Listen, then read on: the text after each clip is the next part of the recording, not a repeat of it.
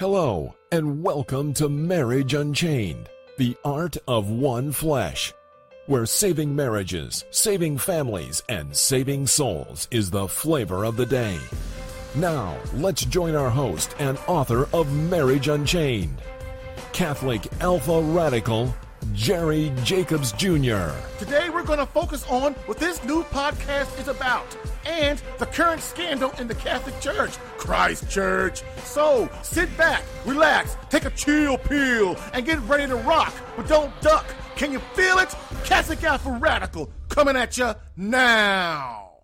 Hello, and welcome to Catholic Alpha Radical, where my main mission is to keep you out of divorce court, and where Marriage Unchained, the art of one flesh, divorce comeback coaching is the flavor of the day, while helping men understand marriage and courting, not dating, in the Catholic faith.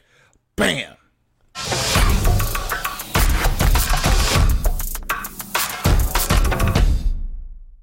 So, please remember to share the podcast with someone needing it in their marriage and relationship. And if you are listening to this on iTunes, please rate us. Subscribe to this podcast if listening on CatholicAlpha.com and to get new episodes in your email. Now, let's get started.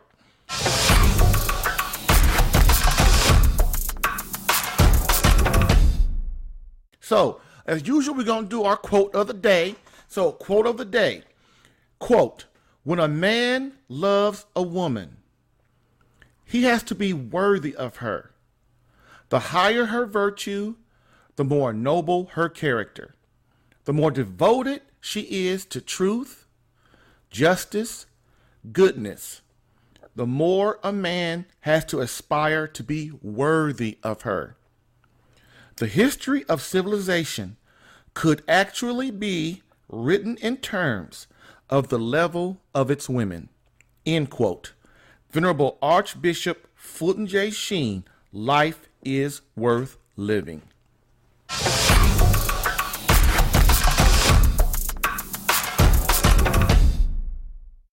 So, what we're going to do, again, just like in episode 1, and if you didn't listen to episode 1, please do, because it's really in-depth and it shows you a lot what the show is about.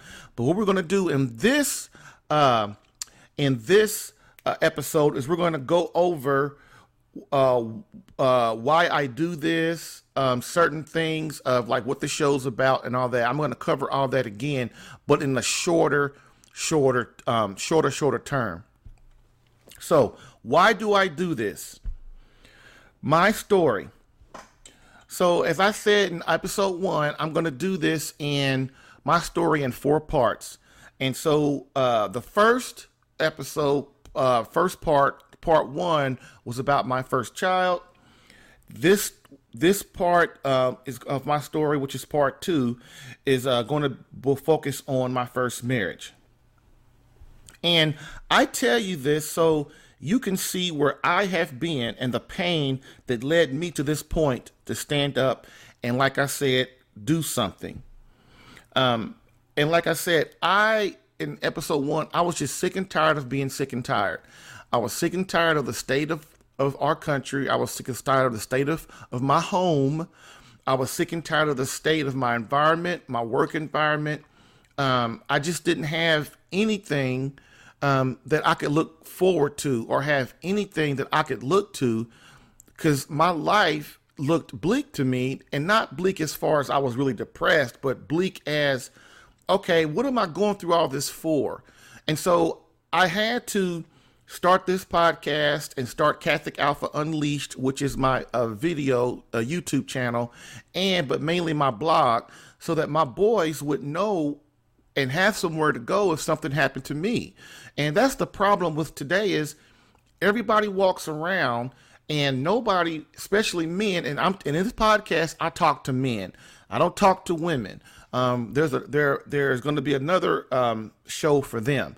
But when I talk in this podcast, I'm talking to men, because we're the ones that are called to be the leaders and the forgers of this nation, of the Catholic faith, of our homes, and of our environment. And if we don't learn how to make that better and where to lead us and lead other men and our boys, then we will continue to have the things we have now. A la carte, just like the current scandal in the Catholic Church. Well, so I'm going to get started. And like I said, I tell you these things, and these are personal things, but I tell them so that you as a man can understand where I've been and that I'm just not talking. I'm telling you from experience, for the knowledge I've gained from God and Christ, and the research I've done on marriage and courting, and why we have to start to do things right, because if we don't change, nothing's going to change. We're going to still be in the same place that we are now, which is what? Craziness.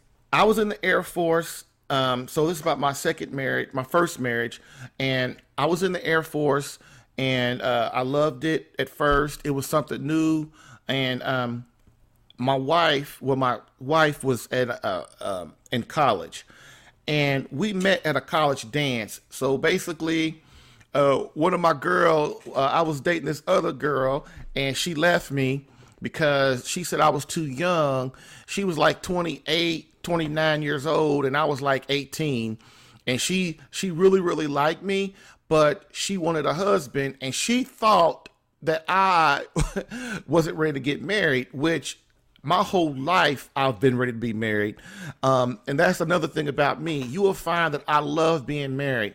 I love being married because I understand, and just like as I understood as a boy, that, and of course now I'm 52, but I understood even in my teens and in my 20s that if you're not married and you don't have a family, you're not a real man.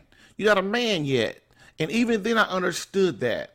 And I think that no one really taught me that, or unless if they did, I must have picked it up from somewhere. But that is the core of this podcast, is for men to understand. Don't think that you are a real man walking out here with 20 babies by different women, and you got 3 or 4 women that you're trying to court. I'm not to court, but trying to date and walk around with, and they don't know what's going on, because the real fool in this is you. You're the real fool, because you're the one that your life will end up alone by yourself in a nursing home at 80, 70, 60, or 50 years old, and no one will want to be around you. You won't have a family. You will not have created anything worth anything. And that's why you must understand, that's why God calls us as men we are drawn to marriage. We are drawn to one woman. We are drawn to create perfection and holiness and virtue with this one woman, so that we can create saints to send back to the Father.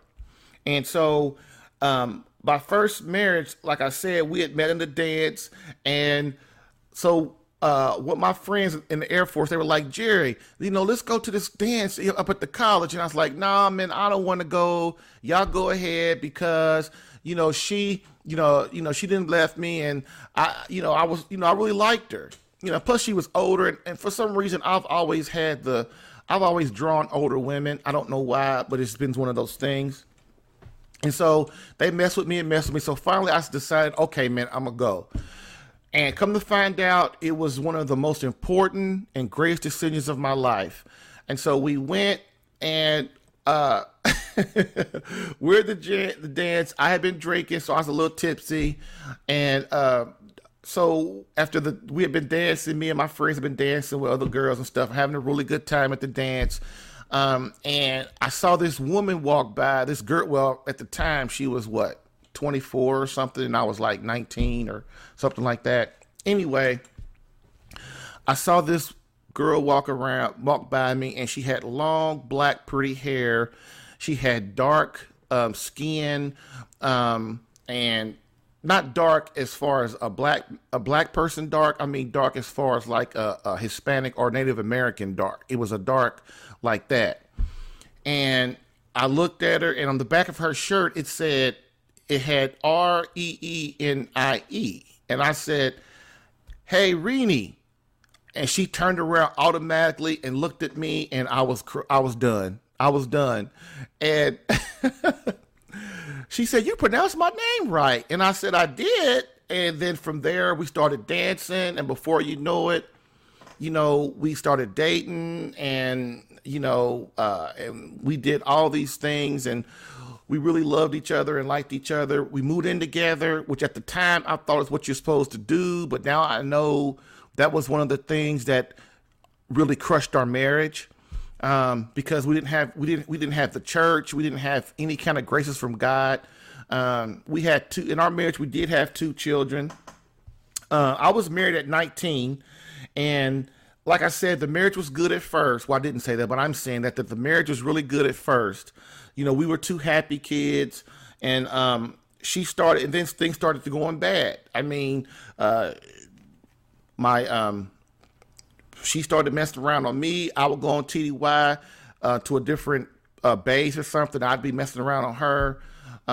It wasn't a lot of infidelity on her part or my part, but it was like once or twice or something like that. And it was horrible. It was bad. And what she did was, I know that I wasn't the man. I wasn't being the man she needed. And it really, I know I shouldn't say this, but really in a way, I understand now that it really wasn't her fault. It was really mostly my fault, because you have to understand women. First of all, women don't want to mess around with another dude. If they got a husband at home and a family, they don't want to do that. But what happens is, men, we act like idiots, and we don't give them enough attention. We don't love them. We don't prove to them that we all in. And we don't show them that we truly and deeply love them with all our heart, our total self. And what happens to them, as a woman, they sense that. And then when we're not around, we're all over the place. Then that's when you start getting marriage starts going south. But the thing about it is it's a slow thing, not a quick thing. So then of course, what do we start doing? We start arguing, stand up all night arguing. She's crying, and I'm trying not to cry, and I'm trying not to, trying to make her cry, but not me not trying to cry. I mean, I was trying not to make her cry. And, she just was one of them ladies that she didn't really understand a lot of things, because we were both so young. No one taught us anything about marriage. My parents were divorced. Her father left her mother for another woman, married them. They got married and started having other kids. So basically, her father left her mother by herself to raise my wife.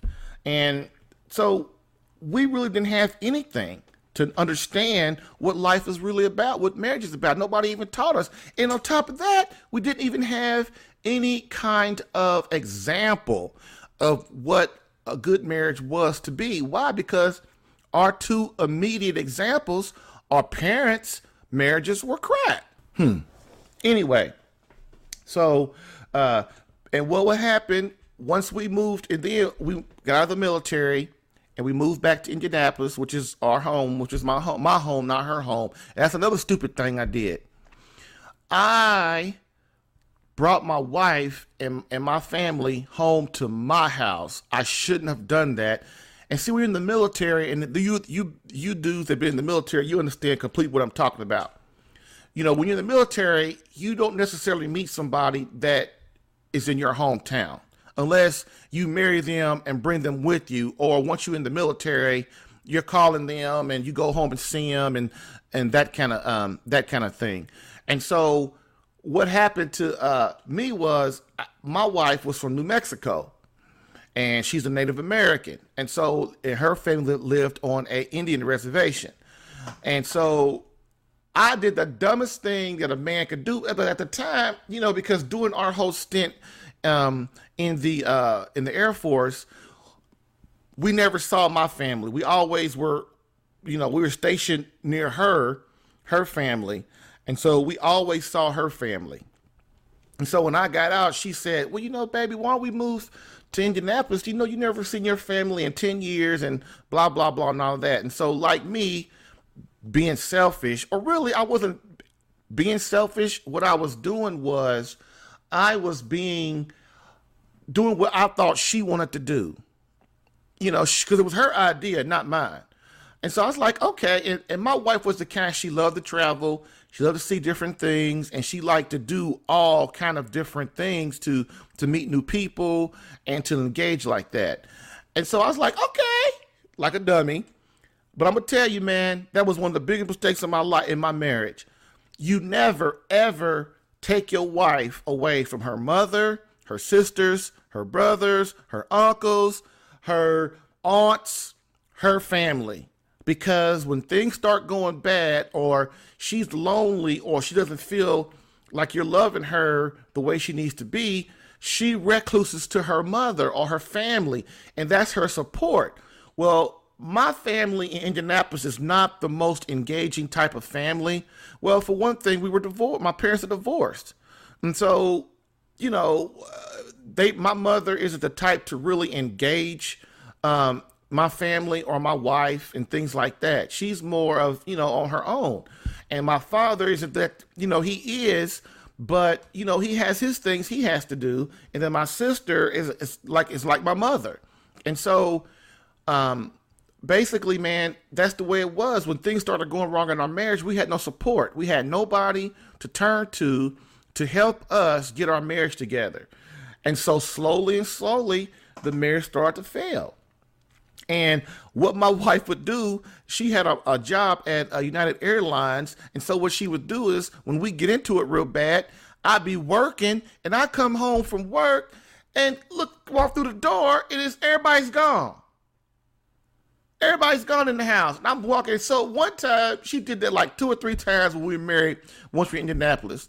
So one time, like the first time, I just thought, oh, well, they're out or whatever. And I didn't call her or nothing. I just figured, I was home early, and I just happened to be home early that day.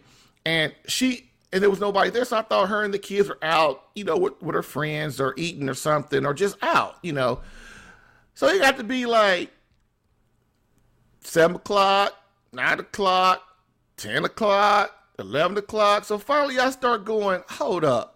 Something ain't right. Now, I'm a little slow sometimes, but I kind of think, wait a minute, where everybody at? So I pick up the phone and call, and I don't get an answer. I don't call on her cell phone to get an answer. And so what do? Then I start getting worried. So I start calling around. So finally, she calls me, and I go, girl, where you at? I'm at home in New Mexico at my mom's house. You at your mom's house? What you at your mom's house for? And she tells me, well, you didn't do this, and you're not doing that, and I just don't feel this, and I just don't feel that. And I'm like, would you please bring my family back and my kids back? So we went through this 2 or 3 times, and so she would come. I would talk her back, so she'd get on the airplane, and come on back home. Because her mother would be the type like, look, you need to get your butt back to your husband. Obviously, that's kind of how the situation would go, the conversation would go. And I just wanted her, so when she would get home, we would patch things up, and we start all over again. But man, it never would work out long enough because God was nowhere. We didn't have any graces in our marriage. We weren't going to mass. We weren't doing anything. We weren't doing anything but like what regular people do. Atheists and people that don't love God, or even Protestant Christians that they think they're doing what they're supposed to do, but we're in mortal sin. We're doing all this stupid stuff. We're sinning. We're not going to confession. And so we don't have any graces. The devil is more in our house than God is. And so that's kind of where we were. And we were on the verge of divorce. And so what happened is my wife, she gets sick. Come to find out, she gets leukemia. And once you get leukemia, she has this string of leukemia where it's not, one of those things they can really cure. They try to tell you they can cure it, but they really can't. And so that's kind of what happened. She died at 35, left me with my 2 sons, our 2 sons together. And that was really how it went. And I had no idea of what I created as a man after my wife died. It made me really start thinking about a lot of things. And that's kind of where it ended. So that is part 2 of my story of why I do this. So listen to part 3 of my story in the next show, which we'll talk about my second marriage. So moving on.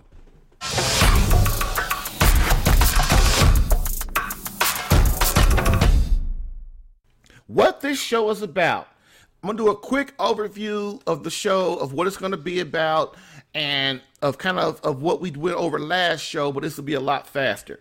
So what this show is about, it's about do-it-yourself marriage and relationship help for men. So basically, my job here is to try to instruct you on what God is asking of us men, how we can get you to be the man God's calling you to be, so and what that entails, so that your life can be more holy and more pure, and be so that you can transfer that to your children. And believe me, man, when you're single, you don't think about this stuff. Then you get married and your house is in chaos, and then you wonder, what the heck's going on? What did I ever do this for?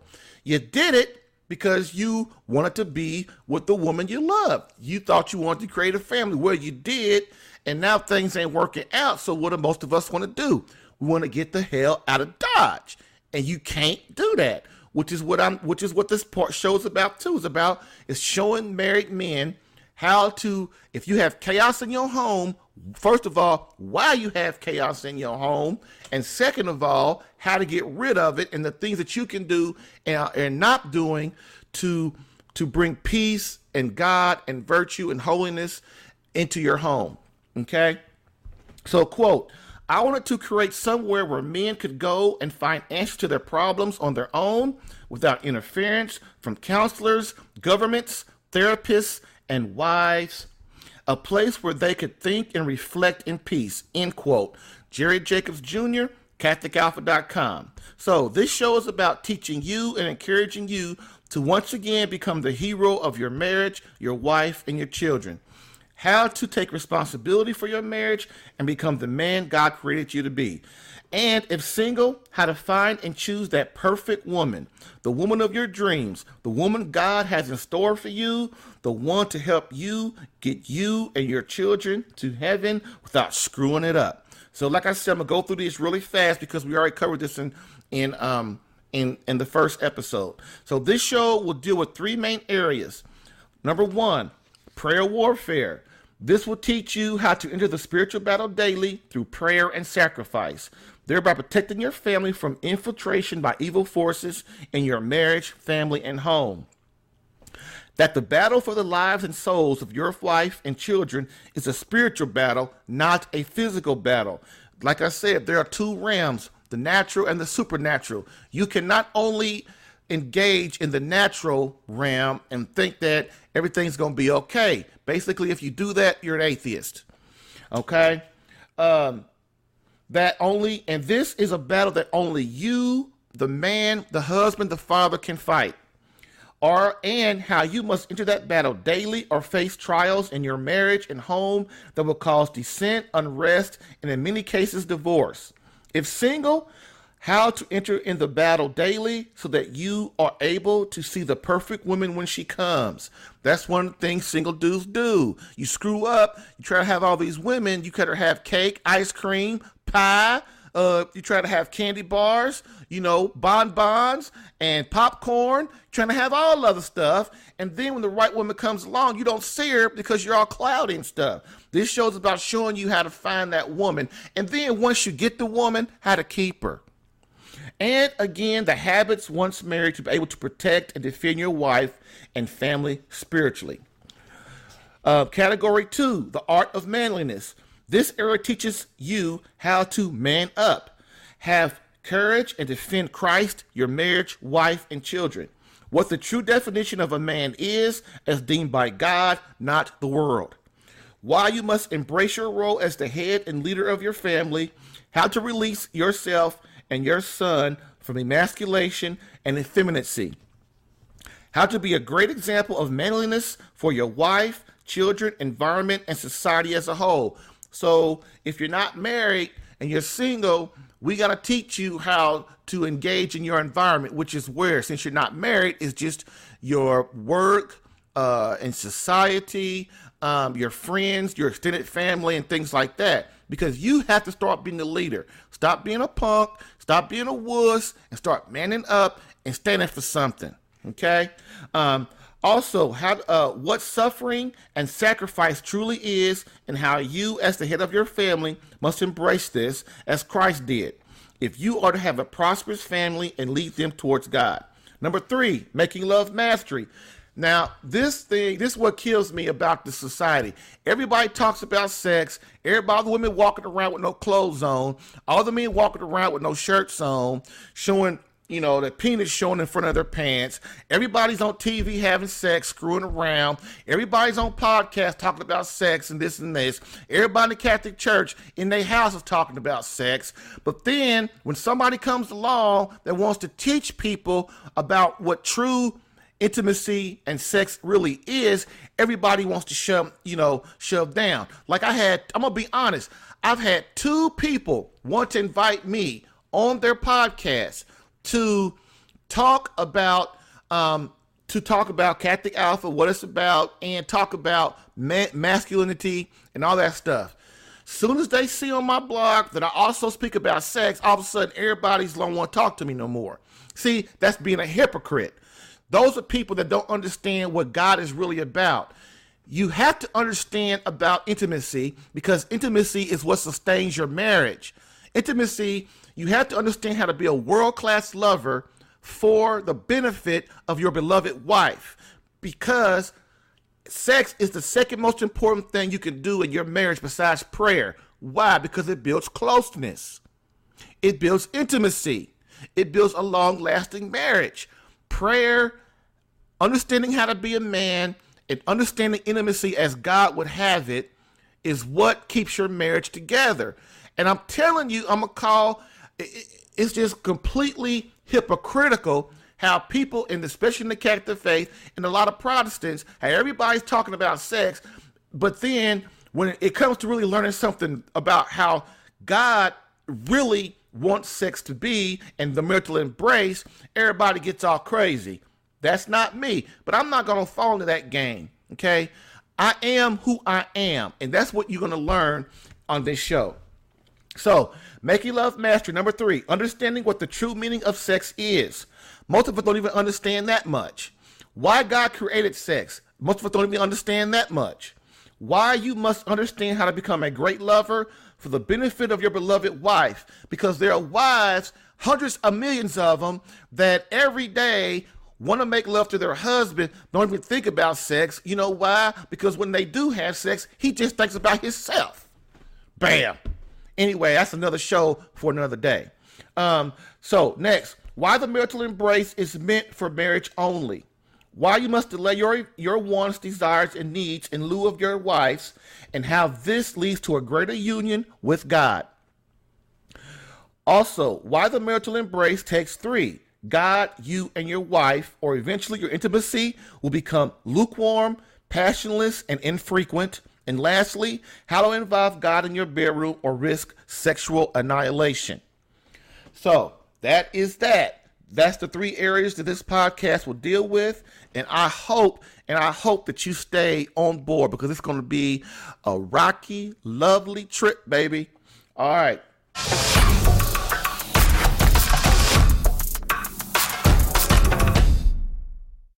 So next, what is this goal for you? What is this show's goals for you?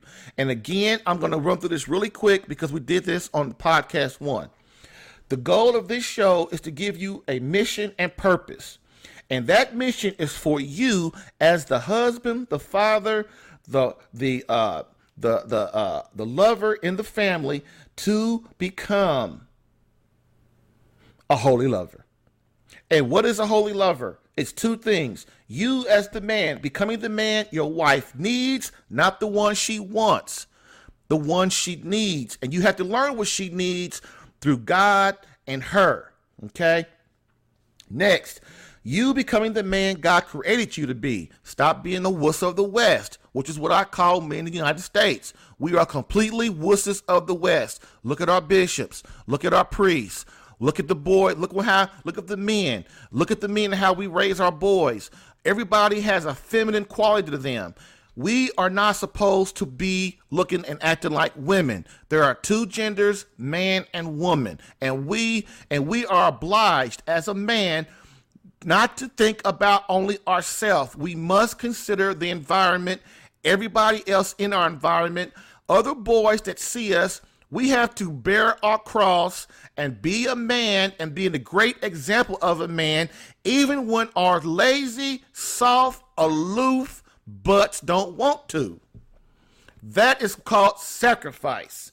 And that is why you see all these boys that are running around with earrings and tattoos and pink shirts and pink ties, and all they hair looking better than a woman walking down the street, in the mirror all the time. Every time they talk to them, hi, my name is Jerry. What's your name? And talking with this high, sweet voice and stuff. We are called to be like men, like warriors. We are not called Christian soldiers, baby. Men of courage.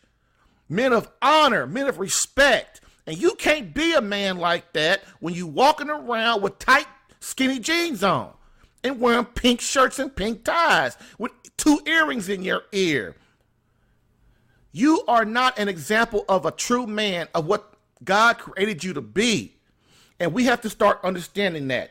And that's why I'm saying, number one, what a holy lover is you becoming the man your wife needs. 2, you becoming the man God created you to be. And I call it holy lover because our job as men is to be perfect, become holy, and become a saint.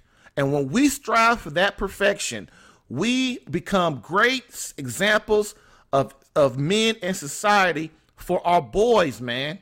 And then our daughters look at us and go, that's the kind of man I want to marry. Bam. Okay, so now number 4, what will this accomplish by you becoming a holy lover? 1, keep you out of divorce court. Next, to keep you outside of the annulment tribunal for those of you that are Catholic. Keep your family together and prosperous. Keep peace in your home. Keep your wife happy, fulfilled, and secure. Help you save your soul and the souls of your wife and children. If single, to understand your duties and responsibilities in courting, marriage, family, and society. Also to understand single is not vocation, marriage, religious life, and how to prepare for both. And how to court, to find the woman God is trying to show you. Basically, to find the mate that will help get you and your children to heaven. And lastly, how to learn how to fix yourself first before blaming God, before blaming your wife, before blaming your children, before blaming your girlfriend, before blaming society, before blaming the government, before blaming your friends, before blaming your parents, and before blaming your sisters and your brothers. Bam. Okay? This is how God set it up, so don't kill the messenger, and that's me. Now, how are we going to accomplish this? Number 1, interviews with priests and religious, interviews with men doing it right in their marriages, Q&A email questions from you, learn how to fix ourselves as men first, then worry about our wife, our children, and society, the teachings of Christ Church, the Catholic faith, and 6 tips, checklists, and guides on how to implement these principles in your life. So that's it. That's what the show's going to be about. I hope that you understand. I hope it excites you.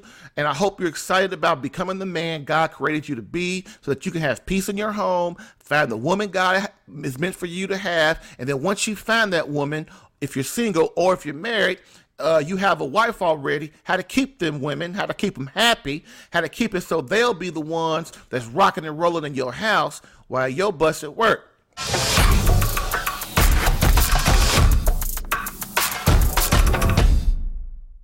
Okay.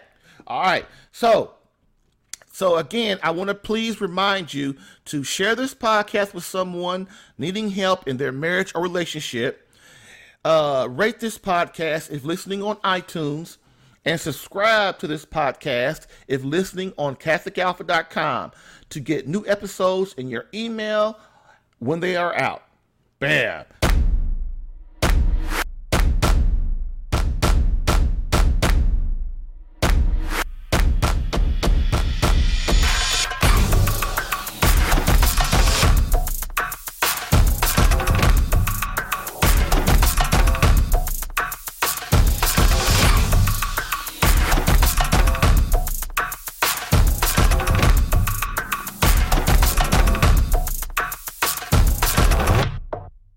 So now we have come to our rant, our radical rant of the day.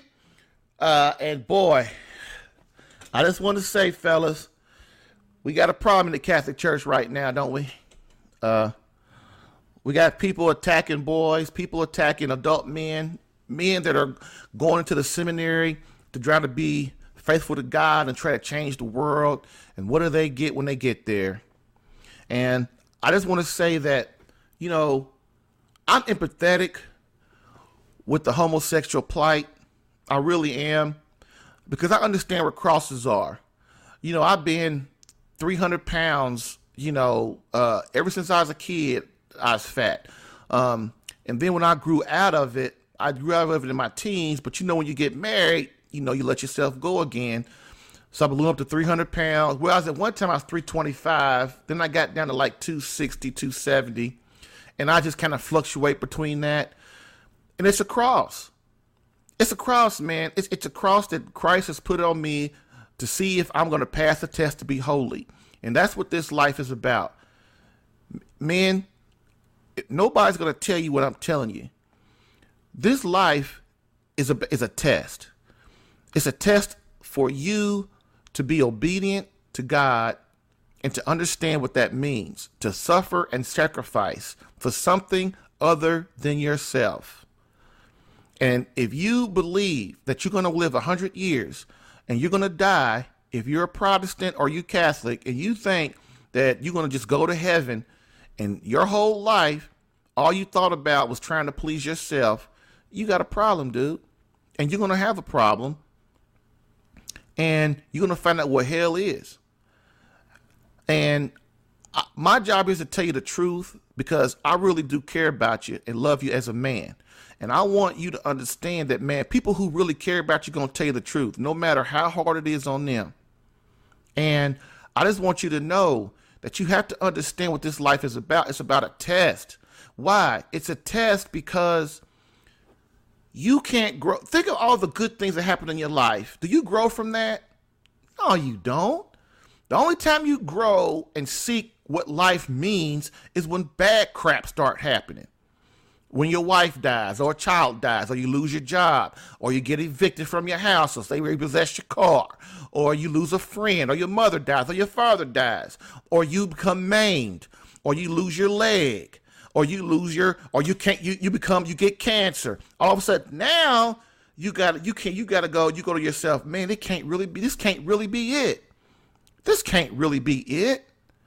So you start as a man, you start thinking about, well, when I die, I'm dying at 40 years old. This can't be it. I'm having a heart attack. Oh God, what's going on? Man, you got to think about these things before you're sick, before people start dying, before you need to. Because if you don't, that means you're taking God for granted. It's presuming. You're presuming that God is going to give you all this time. And that's the thing I told my kids at the other day at the dinner table on Sunday.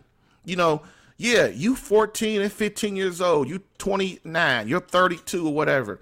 You keep on thinking, you think God's just going to keep on giving you a chance to get it right? Man, I was lucky, dude. I was lucky that I started listening to God and started listening to the Holy Spirit tap me on my shoulder about, man, you got to get this together. Because if you don't, you're going to lose your wife. You're going to lose your family. You're going to lose your life, and you're going to lose your soul. So I'm going to go over the rant. This is part of my radical rant of the day, and it's called The Cowardice of Men. The Cowardice of Men. The top 21 reasons men have caused the 2018 scandal in the Catholic Church, and why we're not going to take it anymore. That's the bottom line. So, before I start This will be a 21 episode series, one per show. So I did the first one in the first show, and I'm doing this one in the second show. The top 21 reasons that men are responsible. So also understand scandal of the homosexual infiltration of the church, of the Catholic Church, was planned and is not the teaching of the Catholic Church. We must understand that the infiltration of homosexuality in the Catholic Church was planned. And that's another thing why I'm down with the plight of the homosexuals, man. It's because I feel empathetic for them, dude. Because they don't even know they're being used.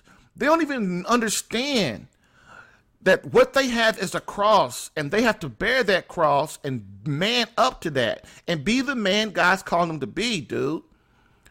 Why? Because you got little boys looking up to you. You got little boys wanting to be like you. And if you're a man, that's how it's supposed to be. And you got little girls looking at you to find out the kind of man they want to marry. And if you're walking around not being the best man that you can be, the best example of a man, even when you don't feel like it, there's something wrong with you. You're going to lead these little ones, these children, to the wrong area, man. We've got to be the men God's calling us to be, man. Stop punking out. And so in the 1920s and 30s, the communists, now I heard this from a priest sermon the other day, was one of the best sermons I've heard. Oh, man, it was so good. It was perfect of what's going on today. And a few of the things he said is, in the 1920s and 30s, the communists realized they couldn't destroy America because of three main reasons.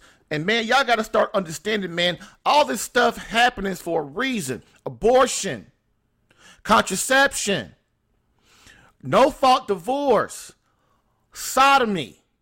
All these things have happened and been allowed to happen for a reason. Don't you think that it's not about the New World Order? If you don't know what the New World Order is, you better start understanding, man. These people are trying to steal the souls of your children and of you and your wife and your girlfriend and stuff. They're trying to steal the souls, man. For what? For power, because they want to control. And it's always about democracy and communism, dude. Okay? Democracy and communism. And don't think that the Catholic Church don't have nothing to do with don't think that the Catholic Church is not part of that. Just like the Muslim religion is not part of it. All these things going on is to control you and power and put you in camps and destroy the society. But the problem is it took them a while to figure out how to do it.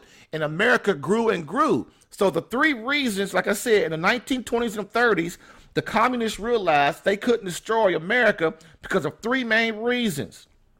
One was our morality. Duh. Our morality, dude. That's why you need the Catholic faith. All you atheists, all you people that don't believe in God, all you Protestants that don't keep the word of God to the exact and become obedient and don't really understand your faith and think everything's about sola scriptura, why do you think they're attacking you? Why do you think they're not attacking the Presbyterians and the Methodists? These people, the devil understands that God set up the Catholic faith. It was the first church. It's Christ's church. If you don't understand that, you better get in Matthew 16:18 and look it up. Please. They attacked the Catholic faith because we were number one. We did the way Christ wanted us to do it. He left the Catholic faith in charge. He left Peter in charge to go from the bishops, Peter, the succession, all the way down to the current Pope Francis, the one that all you love so much. Until he don't do what you want him to do, then you're going to try and punk him, going to degrade him and demoralize him and get rid of him. See, man, most of us don't realize because, we're just trying to put food on our tables. We're trying to raise our children. We're trying to find the perfect woman to get married and stuff. We don't really understand the big scheme of the world. And that's why when you're selfish and you only think about yourself, you don't really understand things when they come and when they happen. And you have to understand, man, that the wisdom of God is so great. When you allow God in your life, you start being obedient, you start understanding the supernatural world as well as the natural world. God gives you what they call, the Holy Spirit gives you what they call wisdom. And wisdom allows you to see the world for what it truly is. And if you don't understand wisdom and the fear of God, you will always be the idiot. You will always be the ignorant. You will always be the fool. The one that the powers that be know they can pull stuff over on. And I will tell you what, they can't pull nothing over on me. You know why? Because I don't answer to them. See, they think they could take your job. See, these people, they think they could take your job. They could take away your means of supporting yourself. Just like the priests that's going on now in the Catholic Church. These men won't stand up for nothing, man. Because they won't take a bullet for Christ. And when you stop as a man not taking a bullet for Christ, you will fall for anything. You will do anything because you're only thinking about yourself. You must understand why I say that the government can't control me. Now, as a Catholic, I have to abide by their laws because the human man law, but only when that law is just and doesn't conflict with God. See, that's another thing. You got to have your natural order right. The natural order is God, husband, wife, children, and everything else. Okay? Why? Because the family is the core of the society, even above your country, dude. Without the family, all countries eventually fall. Look it up. Okay? And you must understand this as a man, what your purpose is, dude. You have to understand that. And that's why the communists understood in the 1920s and 30s, they couldn't infiltrate America because we had it together, man. We had it together. The Catholic faith had millions and millions, hundreds of millions of people. The priests and the bishops and the Pope had it together and was bringing the morality down to people, creating families, and showing everybody what it was to love God, because God gave this nation great graces. And what are we doing? That's why 9/11 happened, because we turned our back on God. We allowed abortion. We've killed millions and millions of babies. And all of a sudden now we think God is just not going to pull his grace back and let evil infiltrate this country. Homosexual marriage, so-called same-sex marriage. Same thing.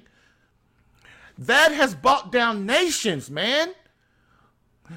No-fault divorce, contraception. These things are against the word of God. Why?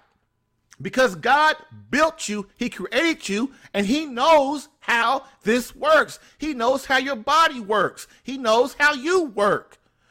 He wants what's best for you so that you can not only live just a measly 100 years, you can live eternal, thousands of years. But you cannot live eternity with God and live after you die in the supernatural realm if you're not obedient, if you're not holy, if you're your same old crazy, selfish self. It ain't gonna happen, dude. So anyway, that's the first thing the communists understood. They couldn't get to America plus number one because of our morality. And the Catholic faith was the number one perpetrator of that for them. Number two, our devotion to family. America's devotion to family. Do you understand this pattern? I want to take over your country and get you to bow down to me, a communist. So what I do is I destroy your morality, which in turn, which is of God, because your morality comes from the Creator, which is God, the natural law, the 10 Commandments. Look it up. Okay? Then, what is God's main thing? God's main thing is what? The family. Why? He allows man and woman to participate in God-like acts, which is what? Creation. We don't even realize how important that God has given two things. God allows us to have the marital embrace, which allows us as man and woman to understand God's true love for us. And the people that try to eliminate God from their bedroom are completely ignorant. Because when you do that, your marriage becomes only of eroticism. And then your lovemaking is infrequent, which does what? Which takes away the closeness that your wife feels for you, which takes away the intimacy your wife feels for you. Yeah, she's going to love you, man, but it's not the same. It's not of God like that. That's the first thing God gave us, part of his God, sharing his God self with us, which is why we call him the divine lover. Look it up. The other thing is you have to understand that the family is marriage, and that God wants marriage first. He needs marriage. He allows you to participate in creation, because creation does what? It's like him and the Holy Spirit. It's like God and Christ. Their love for each other was so great that they created the Holy Spirit, the Trinity. And that's what you are when you're married. That's why sex inside of marriage is only meant for that. So that because you are holy, God has given you part of his holiness, of his God self. The wife and the man, they love each other so much that 9 months later, they create one flesh, which is their child, which makes them all together. See how it works? And so what are the communists trying to do? America was strong in the family. And we understood that in the 1900s and the 1800s and stuff. And since America was born, we understood that. So what did the communists do? They want to take it away. So 1, they took our morality, which is from God. So 2, they want to destroy the family. Number 3, what is the third reason that the communists had to destroy and they couldn't infiltrate America? Our love for country, patriotism. Patriotism. That's why all you people that hate Trump, you got a serious problem. You got a serious problem. I'm not saying I love Donald Trump, but I understand what Donald Trump did, man.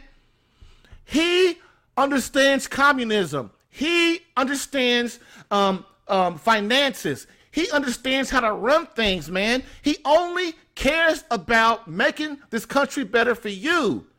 And the ones that are against Trump, those are the ones that are communists. They have infiltrated the certain, and I'm not talking about just Democrats. I'm talking about Republicans too. These politicians have sold their souls for power. But Donald Trump understands that, man. And nobody's going to tell you the stuff I'm trying to tell you right now. They ain't going to tell you that. Donald Trump understands patriotism. That's why he tried his best to talk to the inner country, man, the homeland, the heartland. Because he knows there are a lot of idiots in California, in these big cities, like California, like LA. California's not a city, because all of I learned this, that all of California is not liberal. So LA, New York City, these big, huge cities, he understands they've been infiltrated. But you know what? Donald Trump is the kind of dude, he don't even care about that, man. He cares about getting you jobs. He cares about bringing back patriotism, because he understands how important patriotism, love of country is. And the communists do too. The communists do too, man. The communism is of evil, dude. And if you don't understand it, you think that battle's over, you need to get your head out of the sand and start educating yourself and get away from the football games and the basketball games and the sports bars and off the golf course and off the fishing river. Okay, now, so those are things they want to try to do. Take away our morality, take away the family, destroy the family, and destroy our patriotism. And since Vatican II and before, they have done a great job. Look at the state of our country. Look at the state of your family.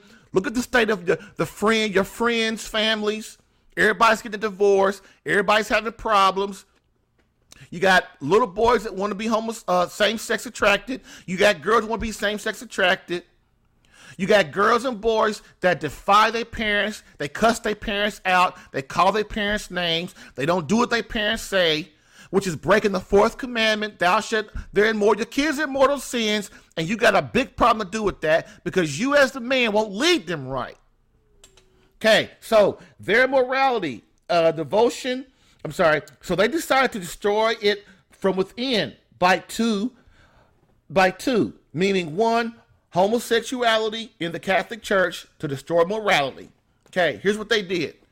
So the communists, what they did was they decided that they had to destroy, the only way to kill them, because America, we're too big, we're too powerful, we got a lot of weapons and stuff, we'll nuke their butt, okay? They're scared of that.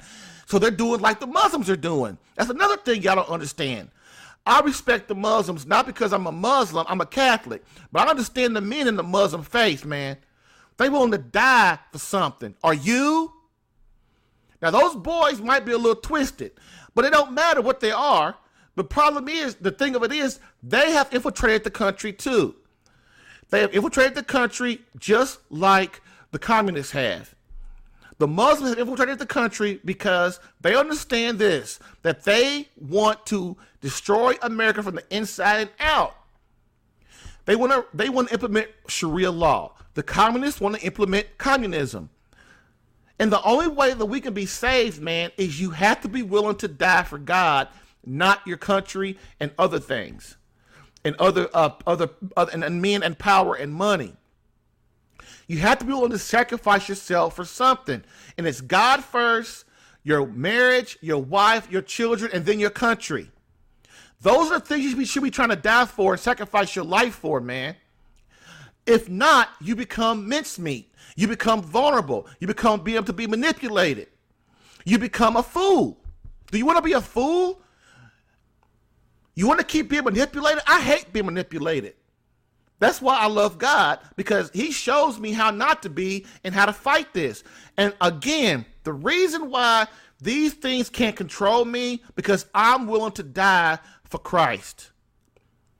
I'm willing to sacrifice my life for that. And I hope that if that time ever comes, I'm the man that God needs me to be able to sacrifice my life for that. And if you're not willing to die for God, knowing that if you die for God, you can spend eternity in heaven. Now, to some of you, that sounds silly, but it's not silly, man. It's the deal. You got to understand what you're here for, man. You got to understand what you're here for. All right? All right. So, number two, number one, they wanted to take they wanted to infiltrate the Catholic Church. Okay? Homosexuality. They put that in the Catholic Church to destroy our morality.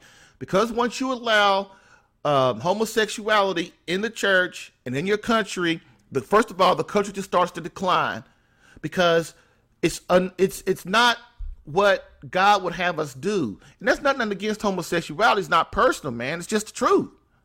It's just the truth. Why is it that homosexuals are the only ones in this world that don't have to carry their cross? Like me, I was over 300 pounds. I had to carry that cross like an alcoholic. He has to carry his cross like someone who wants to be a serial killer. He can't serial kill people. He has to carry his cross. You know, a woman that loses her mother, she has to carry that cross. You know, why are same-sex attracted men the only one that get a pass? Think about that. Okay, number two, after they destroyed the Catholic Church, they used radical feminism to destroy the family. They used feminism to destroy the family, which is what? Women cut all their hair off and look like dudes. Women want to go out and have 2 and 3 jobs and have a job and have a career and stuff. They take their kids and put their kids in daycare. They have sex outside of marriage because, you know, we got to have sex too. We got needs too.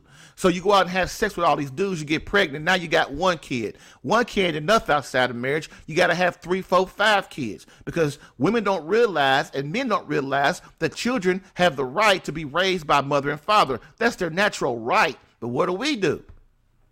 You know, I'm not judging you, dude. I'm judging your actions. God's the one's gonna judge you. I'm just trying to help you not go to hell, which is what we're trying to do at this show. One of the things we're trying to do on the show. Okay, so they took radical feminism, then they took the wife with radical feminism and told them that what you got to do is you got to defy your husband. Don't let him lead. He's a buffoon. He's an idiot. He don't know nothing. You only need him for sex and making some money. Now look at the family. You don't even know how to define a family anymore. Is it 2 men? Is it 3 men? Is it 2 women? Is it 3 women? Is it a man and a woman? You know, what is it?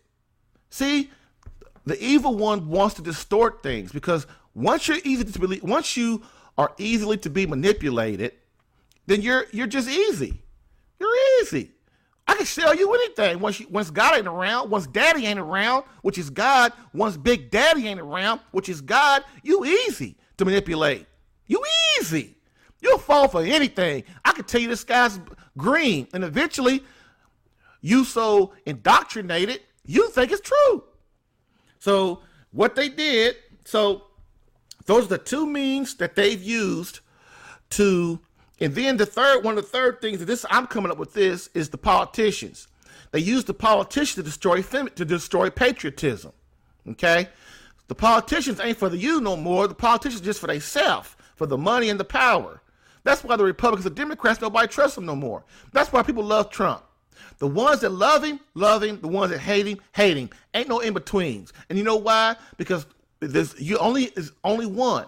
Trump on one side, or either you want your country to be great again, or be about something, to prosper, to be of God, or you want to be things to keep going the same old way they're going. I could do whatever I want. I could be selfish as I want. I could do whatever I want, be who I want, act how I want to be. There's no consequences of nothing.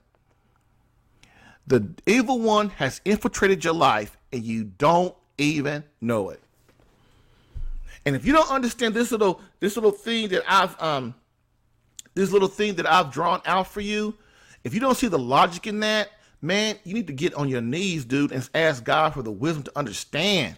Okay, the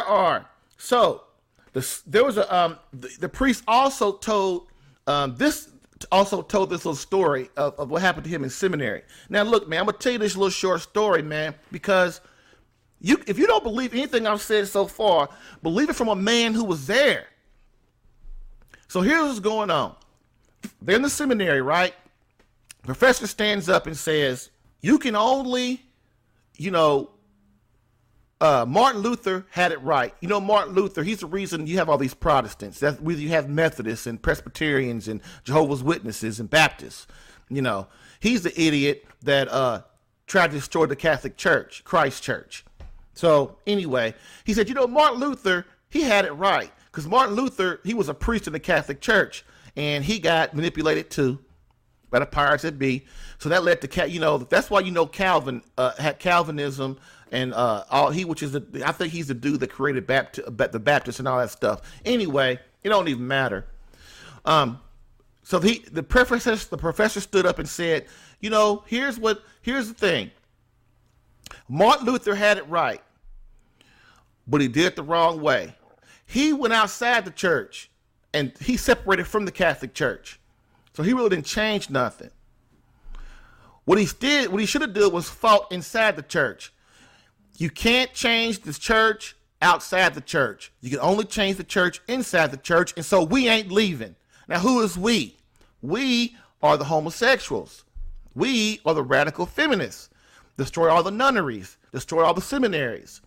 When you do that, you destroy the morality of people, the morality of the country, the morality of families, the morality of the nation, the morality of the world. See, man, y'all don't even understand what's going on because you're too busy distracting yourselves from other things. They don't mean nothing. Okay? So that is from a priest that was in the seminary in the 80s when they taught this stuff. That's why you have what you have today. You have the 2002 and the 2018 scandal in the Catholic Church, and everybody's all up in arms about it. The laity in the Catholic Church, which is the regular people, most of us, a lot of us understand what's going on. But you ones are outside, we ain't gonna talk about, if the Catholic Church been infiltrated, don't you think your little organization's next? Your job, look at the schools. Every 4 out of 8, every 4 to 8 out of 10 children in their 13 years in public schools gets molested. And you dogging out priests? Sure, the priests are held to a much higher standard, but so aren't teachers.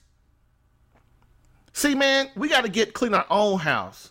We got to clean our own house before we start trying to judge other people. But what you got to do is get your act together and be with God so that you can clean all this mess up. Okay? Another thing, there are many Judases among us. You know who Judas was? He was one of the 12. He's the one that betrayed Christ, okay, and got him crucified. There's a saying in the Catholic faith, you don't leave Christ for Judas. And what that means is, because there's one bad apple in the Catholic faith, you don't leave the church, you don't leave Christ for them. Because Christ started the Catholic Church. Christ started Christianity. Duh. Okay, he told us what to do and told us where to start, told us what church to be part of. Okay, so what do? Soon as things start going bad, we have no feeling of sacrifice. And so what do? We start leaving the church. We go start our own church. Does that sound familiar? Judas was a screw up. We got priests in the Catholic Church trying to destroy God's church and trying to destroy the Catholic faith, trying to destroy Christianity. And what do? We leave the Catholic faith like Martin Luther, and we go start the Baptists. Or even worse than that, there's so many churches, they call them, look, there's the Baptist church, there's the Presbyterian church, the Methodist church, Jehovah's Witness, right? They don't even go to them no more. They start their own church to the church. It's over 30 or 40,000 denominations. See how crazy it is? It's all this going on, and it's never going to stop because everybody thinks they know better than what Christ told them to do. It's called disobedience. Okay, why don't you leave Judas and why don't you leave Christ for Judas? Because Judas leads you to hell. The dude committed suicide. And if you any kind of Christian, you understand what suicide means. That sends you where? To hell. They even trying to say that in the Catholic Church now, they even trying to say that Judas ain't in hell. See how crazy people are? He betrayed Jesus, turned Jesus over to the Romans to get crucified, and then after that, he was such a punk, couldn't own up to what he did wrong. He wouldn't hung himself. Come on, man. You got to understand this crap going on. We must fight within the church. This is how Christ demands it. So let's get started with number 2 of the top 21 reasons that men are responsible for the 2018 scandal in the Catholic Church. Before each number, I will read a quote directly from the document containing Cardinal Carlo Maria Vigano's statement, so that you understand the gravity of this situation and move to destroy and speak out against it in your environment, which is the church, your marriage, family, society, and work. So here we go. Now, this is these quotes are a little off the chain, man. So if you weak-minded, not weak-minded, I'm sorry. If you can't handle it or your children listen, you gotta, be able to direct them. Okay. So here you go. Quote, Father Vigano. Quote, Father Ramsey, who had been a professor at the Diocesan Seminary in Newark from the end of the 80s until 1996, affirms there was a reoccurring rumor in the seminary that the Archbishop shared his bed with seminarians, inviting 5 at a time to spend the weekend with him at his beach house.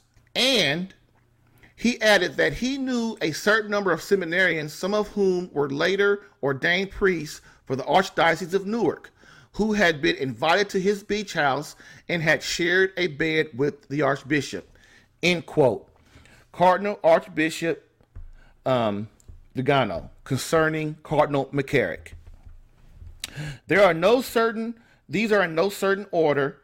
So number one, we talked about in podcast number 1 of the top 21 reasons that men are responsible for the current 2018 scandal in the Catholic Church, which is just not a scandal, as I've explained, it's just not a scandal in the Catholic Church. It's a scandal for our nation. Okay. So number 2, the number 2 reason is we as men allowed the men in the Catholic Church, popes, cardinals, bishops, priests, and deacons to water down, dilute the teaching of Christ and his church. This quote is a great proof. The quote I just read by Cardinal Vigano has to be this quote is a great proof that this has to do with homosexuality, sodomy, straight out. Stop trying to confuse and manipulate me and other men in this country and in the church, that the faithful and around the world, that this is about pedophilia and it's a difference between the two. Listen, they trying to get you to say that this is all about pedophilia. And I'm telling you, man, pedophilia, homosexuality is the same. You want to put your private parts somewhere it's not supposed to be. Okay? That is homosexuality. That's sodomy. That they have destroyed nations and upon nations. Okay? So, this is a disorder, and what does that mean? Okay? It means that the person is lacking something from God.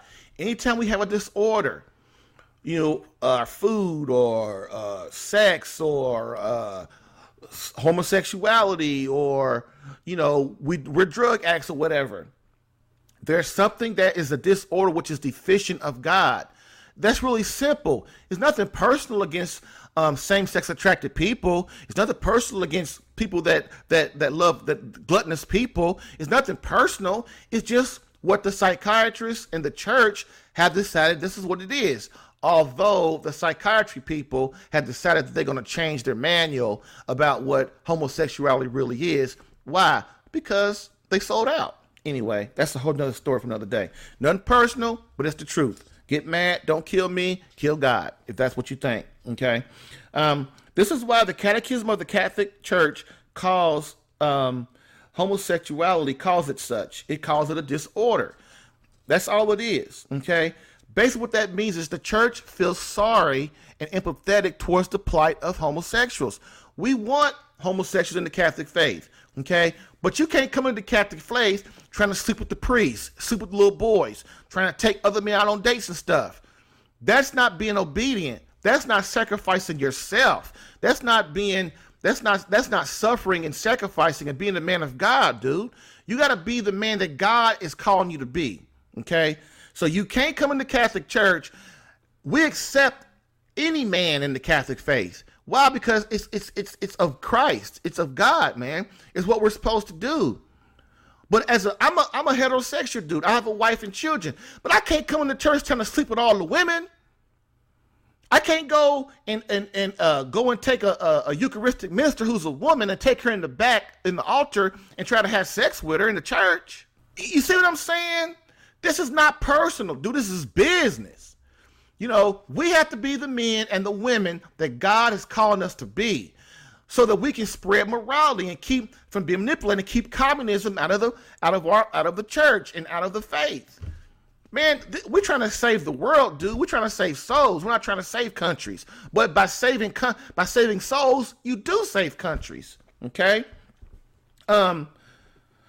Like I said earlier, homosexuality is a cross to bear, just as Christ had to bear his cross. Homosexuality is a cross, just like Christ had his cross. We have to fight that. If I'm an alcoholic, I got to fight alcoholism. My question is, and always will be, I went over that.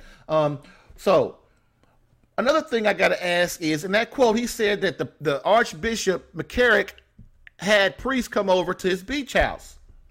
My question is, what is a bishop doing with a beach house, dude? Whatever happened to the vow of poverty?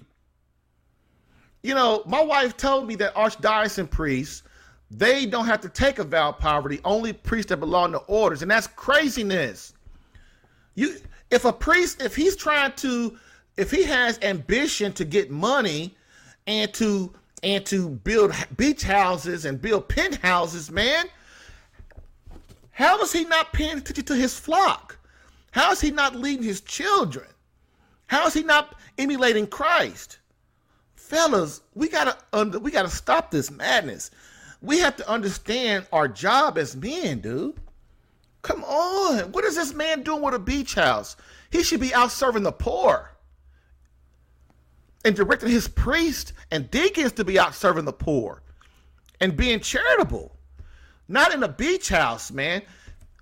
Look, I know as a man, the pursuit of money changes things. We all know that if one of your main goals is money, it changes your objectivity. It encourages priests to seek power and esteem. The pursuit of money encourages them to seek power and esteem. With the infiltration of the church, they realized they had to generalize and remove certain things from the word of God and the tradition of the church. Look, we had to, the powers that be understood, the communists understood that they had to make the priests and threaten the priests and the bishops and the cardinals with, I'm going to send you to Siberia. You know, if you don't do what I say, because every time a priest in the church speaks out against this craziness, and don't you think there aren't good priests who have spoken out against this stuff over the decades? But what do? They bury them. They bury them. They put them in in Siberia, or they put them in some little real. And I love small towns, so don't be tripping on me. They take them and put them in some small town with 200 inhabitants, and buried so that their teachings of the real word of God can't be spread. Okay? The problem is, I don't care where they send you as a priest or as a religious, your job is to be obedient to God. Your job is to say, okay, if you want to send me to Siberia, I guess I'm just going, because I'm not going to stop teaching the real word of Christ. Because if the priests don't teach the real word of Christ, what happens? The faithful start to get immoral. They start to do whatever they feel is right. They start to do whatever. And you Protestants, it's the same way. Look at your pastor. If he stood up this Sunday and started talking about, everybody's going to heaven, you'd look at him like he was crazy. Wouldn't you? Of course you would. Okay? So let me see. We, which is the Catholic Church, are number one, and they knew that if they got us, that all the other Protestant churches would be easy breezy. I talked about that, okay? One lady was responsible for bringing 1,200 homosexuals infiltrating the Catholic Church, okay? 1,200. So I'm telling you, if that right there, this is just one lady, if that doesn't prove to you that this was a plan, man, okay? By 1953, the communists had 4 bishops in the Vatican, and they were all homosexual, okay? So what did they start doing? When you're a bishop, you have all these powers. You can tell people they can't come in your diocese. No, they can come in. You know how many churches are in a diocese? There are a lot of them. So basically, they say they can tell they're in charge of the training, of the money. They're in charge of the money. They're in charge of who gets bought in, who gets ordained as a priest. They're in charge of everything that has to do with the church. Their power is basically unlimited. So if you got 4 homosexuals that become cardinals and bishops in the Vatican, what are they doing? They're in charge of stuff.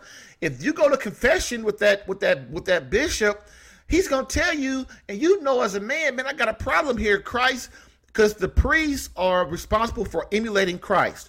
So what happens is you have a problem as a man, and you're going to the Christ to say, Christ, would you please direct me in the proper way to get off of this cross? Okay, so also by 1953, like I said, they had 4 bishops in the Vatican. They changed the Mass from Latin to Novus Ordo. Okay, the Latin Mass, Latin is the thing of the language of the church. It's just a powerful language of the church. And you know how powerful it is? It is so powerful. It's what the exorcists use to exorcise people. They don't use English to exorcise people. They use Latin. Why? Because this is a sacred language. Okay? So they took out the Latin Mass and put in an English Mass. It's called the Novus Ordo, which changed all the traditions of the Mass, which then corrupted the people. Okay? They stopped giving confession. And from that, like in the church I was in before I went to the church I go to now, the parish, you had to get a confession, you had to schedule it. Now, if I'm in a mortal sin, I need to go to confession, which as fast as I can, or I'm going to hell. I got to, first of all, to get a confession at this church, I got to go find a priest, which we all know how hard it is to get a hold to a priest these days. I got to call him 3 or 4 times. I got to email him 3 or 4 times. I got to speak to his watchdog, his secretary, to try to get to him. You all know how hard that is to say, I want a confession. Nobody's going to do that on a regular basis every month. Nobody's going to do that. They stopped preaching about hell. The men in the Catholic Church, the priests stopped preaching about hell.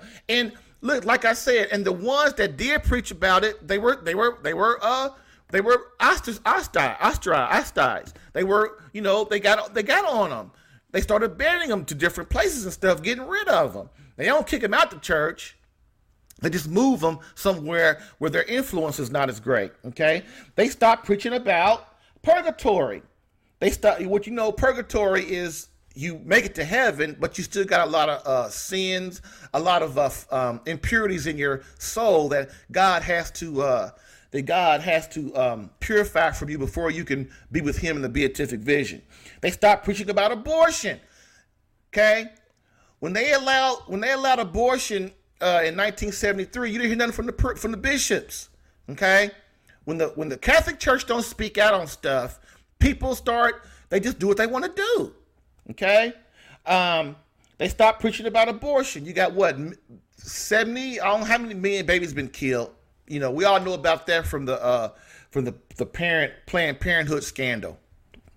Also, they stopped preaching about sodomy. Okay, they stopped preaching about the sanctity of marriage. So marriage don't mean nothing now. Okay, it's not important. They stopped preaching about contraception. Contraception led to abortion. Contraception led to women giving their bodies away to men who don't care about them really. Contraception led to feminism. Okay?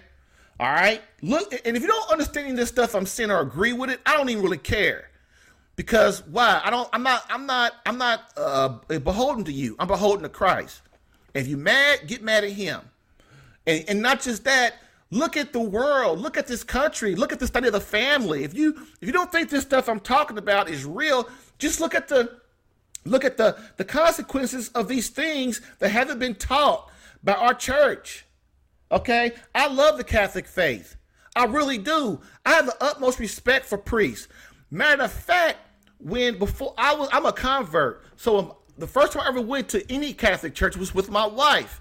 And before then, I would see priests and nuns in the street, and I would just respect them so much. You know why?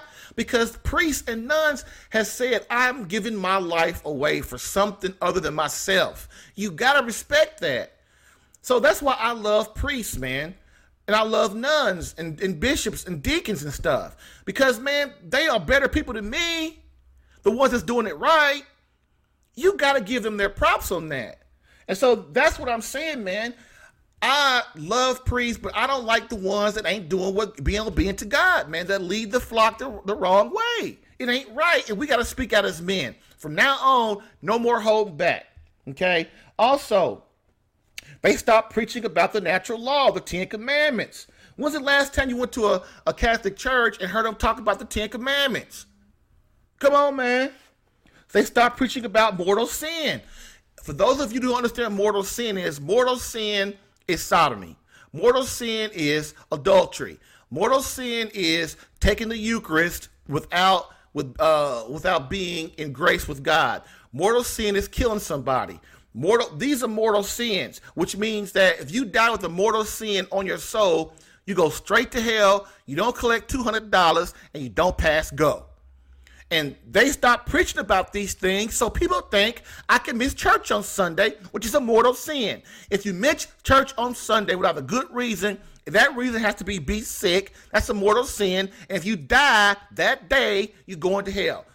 And they don't preach about that no more. Why? Because they don't want people, they want to water down the faith.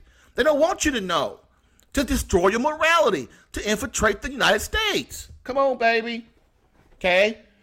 They stopped preaching about confession and changed the name to reconciliation. My wife said the other day, what the heck does reconciliation mean? Oh, it's confession. Nobody knows that. Okay? You have to go to confession to get mortal sin off your soul so that you could be in grace with God. Okay? They stopped preaching about the rosary. The rosary is what the Blessed Mother, Mary, told us to do, to pray the rosary. Because it purifies you as a man. It protects your family. It helps make your wife happy. It makes you be able to sacrifice for your wife and for your marriage. The rosary is your spiritual battle weapon as a man. And if you don't use it, your wife and your wife is going to be hectic. Your life and your home are going to be unpeaceful. If not today, eventually, and then if not, it'll be a lackluster marriage. You take it or leave it. You need the rosary. You need God, man. Please listen to what I'm trying to say. Anything to do with the fear and wisdom of God has all been deleted in the Mass and homilies. Anything that has to do with, I remember I talked about wisdom and the fear of God. The fear of God doesn't mean, oh, I'm scared of God like that. The fear of God means you respect God, that you understand that he's your creator and you want to please him and you don't want to disappoint him as a man. Why? Because he's the one that helps you protect your church, protect your home and your family. And if you're a single person, it helps you do right by your girlfriend, not sleep with her and abuse her and use her up and steal her purity. God helps you do those things. He helps you find the woman to marry, to help you make holy and get your kids to heaven, to bless your marriage, man, to make you a real man, to give your life for something other than your own selfish self. Okay? Why? Why did they stop doing this? To destroy the Catholic faith, thereby destroying morality in the United States. Don't you hate being manipulated? And what did the lady men do in the Catholic Church? What did we do with all this stuff? We just sat back. Sat fat and happy, like fat and happy campers, going to the golf course, going to the basketball games, going out for a drink at the sports bar, going to hang out with our friends, sitting in mass and crossing our arms because we don't care about Christ. That's what we did. We said, oh, don't worry. We let our kids go out and sleep with other people. We let our kids go to these schools and not try to make sure the teachers are doing right by our kids. These darn counselors trying to manipulate our kids and destroying our family and stuff. We just sat back. We sit back. We don't say nothing. We don't do nothing. Well, if that's what they want to do, that's what we do. It's terrible. We are a pitiful excuse for masculinity. And it's time that we stand up and start understanding that we are more than creatures. God created us more to be a creatures. We are a creature of God, but we are the highest creature of God. We're not a dog. We're not a bird. We're not a bear. We're not a cat.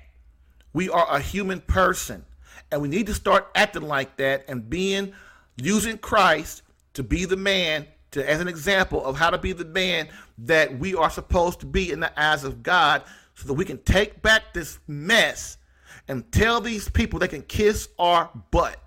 Because the men in the Catholic Church are back. The men in Christianity are back. And we ain't going to take no more of this stuff.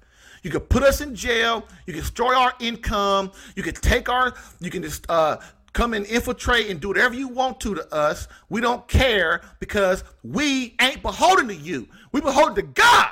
And we'll die for God. And when we do that, you can't control us.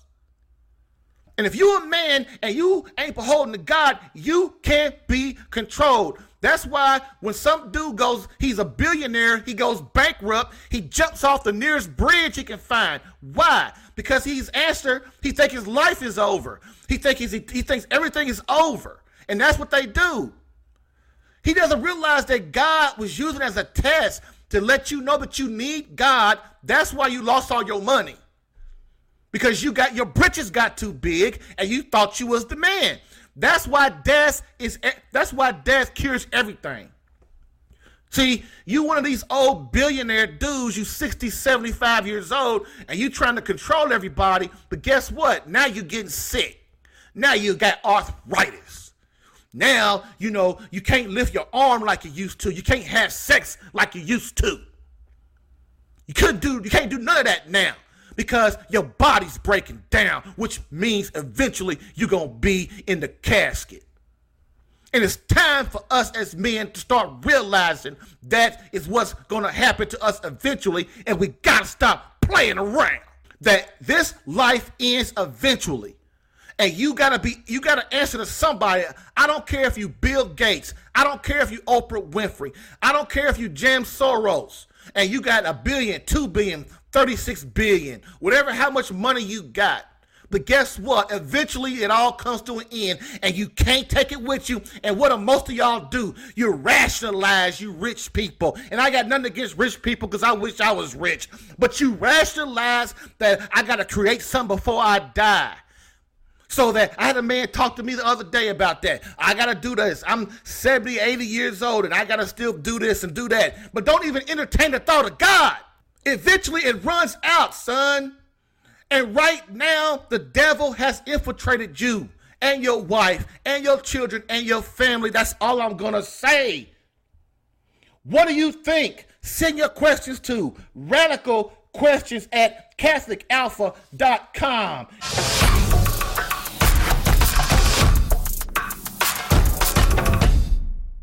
And again, remember, share the podcast with someone needing help in their marriage or relationship. Rate this podcast if listening on iTunes. Subscribe to this podcast if listening on CatholicAlpha.com to get new episodes in your email. Have a question again?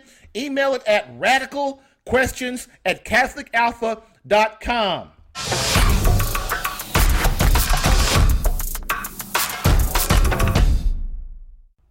Conclusion, as we always do, we are in with a quote from Pope Benedict XVI. Quote, society offers you comfort, but you weren't made for comfort. You were made for greatness. So, go forth, Christian soldier. The spiritual fight is upon you. Fast, pray, and prepare for battle. Thank you, Christian soldier, for listening in today. Remember, Catholic Alpha Radical is designed to repair, ignite, and once again spark the fire back into your marriage or relationship. So, what's your next action step? 1. Share this podcast with someone needing help in their marriage or relationship. 2. Rate this podcast if listening on iTunes. 3. Subscribe to this podcast if listening on CatholicAlpha.com to get new episodes in your email